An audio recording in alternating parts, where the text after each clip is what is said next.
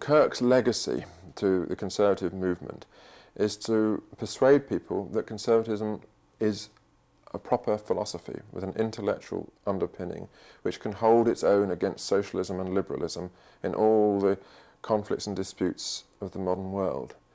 And I think this is a very important legacy because for many, many years people identify conservatism in the terms of John Stuart Mill as the stupid party, the stupid cause, the cause of people who are too ignorant to argue, to think, insufficiently cultivated to know about alternatives. And I think what Kirk did was to show, no, this is actually the opposite of the truth, that conservatism can exist in an ignorant form, but it exists also in a highly articulate, imaginative and intelligent form, and it's in the latter form that it is best equipped to deal with socialism and liberalism as its enemies. I think I would say that his political philosophy, although it does encapsulate some of the most important ideals of conservatism, is in the end unrealistic. It doesn't actually face up to the reality of the modern world, and you can't base a political philosophy simply upon the rejection of the world around you. You must accept it in its fundamental structures and try, where necessary, to alter them and also to preserve what is good in them. And of course the essence of a conservative politics is to recognise that things are much more easy to destroy than to create, and that people are imperfect. And against the background of those premises, there's only a very limited scope for any radical alteration.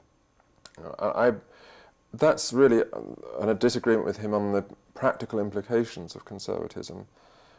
As for the theoretical basis of it, I think I accept more or less the kinds of values, at least, that he put forward as underlying the conservative vision. I would put much more emphasis on law than he does, I suspect, and less on the transcendental and religious and metaphysical background. I've met him only twice, once when I went to Mecosta, to one of his working seminars, and was given my little room on the estates, and had a wonderful time, I must admit, very gentlemanly surroundings, discussing matters of great importance. He was present always as very much as an English aristocrat would be, visiting the guests after dinner, so to speak. I think I never really got to know him personally. He was a figure in the background to which deference was paid, but also, who was simply like the last word or a court of appeal against which all the quarrels of his disciples would be finally settled. I think that he certainly did have a Gothic mind, and it was a romantic mind, and it suffered from all the faults of the romantic mind, in that it was turned away from the world to a great extent, but also many of the virtues of the romantic mind too. He had imagination. He was able to bring to his assessment of the American social and political scene a whole range of alternatives and a vision of human destiny of a rare complexity. But I suppose it has its weaknesses, that view. I wouldn't say that his advocacy of a kind of aristocracy was a weakness, however, because I think people have always recognized that American democracy is not a matter of bringing everything down to the lowest level, but on the contrary of attempting at least to raise everything up to the highest and create a community of aristocrats. And when you say that he believed in an aristocracy of gentlemen and scholars, that may be true, but the ironical thing is that America has become an aristocracy of scholars, and they are all liberals. I think the Clinton administration is a very good illustration of the way in which this scholarly, or at least intellectual, aristocracy has taken over the nation and doesn't know what to do with it. As a result, the ordinary American voter, who is much more a genuine aristocrat than these people, has turned against them. The culture that America has is really the culture that we have. It's founded on Christian principles and the English common law and the parliamentary tradition. And along with these, of course, the language and literature that is common to us, and the common history. The interesting thing about Kirk is that although he is, of course, very English in his sympathies, like T.S. Eliot, who greatly influenced him, it's only an American who could look at England in quite that way, because he is looking to England to give an ideal of political and social order against which to measure the American reality. For an Englishman, England can't be an ideal, it's a reality.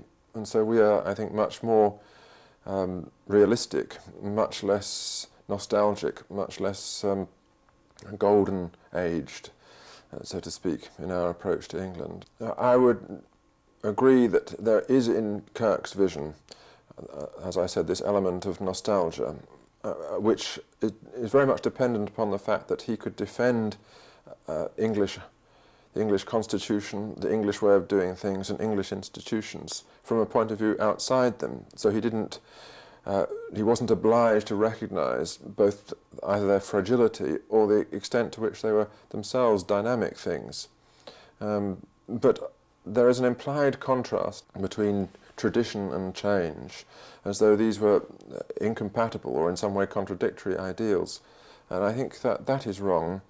This is something which I believe T.S. Eliot most vividly put before modern thinkers, that the concept of tradition might itself depend upon a certain kind of systematic and regular change, while change itself is meaningless if it is engaged in for its own sake and isn't measured against some kind of enduring tradition. These are two things which require each other, and I believe that the positive side of Kirk's philosophy is based on a recognition of that.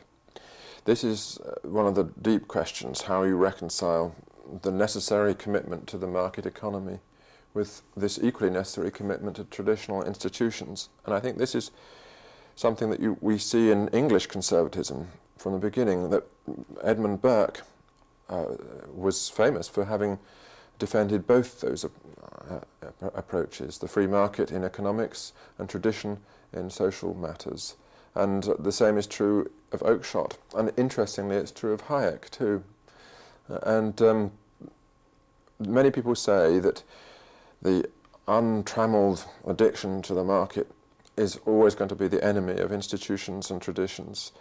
I believe that it isn't the enemy, but there is a tension between them, and the whole purpose of politics, or one of the major purposes of politics, is to moderate that tension and achieve some kind of compromise. I think it's certainly true that socialism in Britain has brought about a general demoralisation of society in both senses. I mean that people are themselves demoralised in that their will, sense of responsibility have been atrophied. And also there is a demoralisation in the other sense, that there is less moral thinking, much more self-centred thinking. And I think that is an inevitable consequence of the growth of the modern socialist state, which brings about a wholly new kind of person who's dependent on the state, regards his own livelihood as a right and not as his own responsibility. But of course you have to remember that socialist governments have been the exception and not the rule. It's the socialist mentality which has seeped into the lower stratum of society and created this new class of state dependence. And I think those are the people who most of all display this kind of spiritual emptiness that Kirk was referring to. I think every conservative is concerned about the decline in institutions, because after all, conservatism doesn't mean anything other than the attempt to support and maintain a body of institutions. And it is true that ours have begun to decay in fairly unpredictable ways. My own feeling is that the Church of England has, as it were, engaged in an act of corporate suicide, And it's the leadership of the Church of England, much more than the ordinary congregation, which is responsible for this. As for the monarchy, I think the problem there is really compounded, at least, by the fact that the media have got so unscrupulous, have become so unscrupulous about prying into the private lives of the royal family and revealing and talking about things which they have no right to talk about, and against which the royal family itself has no defence. I think this development, though, is something which Kirk would have foreseen, the rise of the mediocrity and the way in which the whole agenda of politics is dictated now, not by politicians, not by the institutions of social life, but simply by what happens to look good on the front page of a newspaper.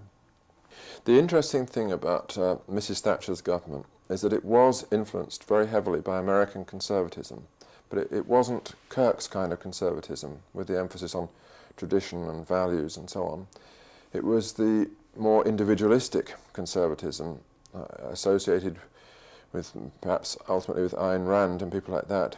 This emphasis on the free market, the individual, his responsibilities, breaking free from the state, and asserting oneself as an entrepreneurial character. And I think, although Mrs. Thatcher in herself is very much an English Tory of the old tradition, there's a limit to the extent to which you can sell that philosophy in a democratic age. I think Mrs. Thatcher actually had very little philosophy. What she did have was enormous dynamism and this huge personality and leadership, which was what the country needed in order to break free of its socialist mindset. But she left behind her this vacuum into which some principles and some proper philosophical thinking ought to have flown, and it didn't. British conservatism as a political practice has always prided itself on not having any theory, not having any principles, but only day-to-day adjustments. And this has been a very successful strategy in the last 100 years, partly because the principles were there but never spoken about, never discussed. They were there, as it were, in an underground way. The problem is that because of this reluctance ever to attach itself to principles, in the modern age where everything is exposed to examination and dialogue, the Conservative Party does find itself at a loss as to what it stands for.